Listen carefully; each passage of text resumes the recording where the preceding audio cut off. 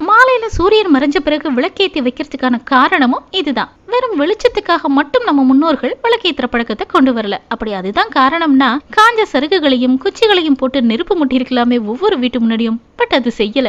நல்லெண்ணெய்னு ஒரு எண்ணெய் கொண்டு அதுல பஞ்சு தெரிய நினைச்சு விளக்கேற்றுறதுக்கான காரணம், சூரிய ஒளி போன பிறகு ஏற்படுற நெகட்டிவ் வைப்ரேஷன்ல இருந்து நம்மளை பாதுகாக்கத்தான். இந்த நல்லெண்ணெய் மூலமா வர்ற தீபம், எலுமிச்சை வாசம், விபூதி, கற்பூரம், இது எல்லாமே பாசிட்டிவ் வைப்ரேஷனை அதிகப்படுத்தத்தான். சோ சூரிய ஒளி கம்மியா இருக்கிற இந்த மாதங்கள்ல காலை மாலைன்னு இரு வேளையும் தீபம் ஏற்றி வழிபடுறது பாசிட்டிவ் வைப்ரேஷனை அதிகப்படுத்தும். இதை நம்மளை பின்பற்ற வைக்கத்தான் பூஜை புனஸ்காரங்கள் ஒரு கருவி.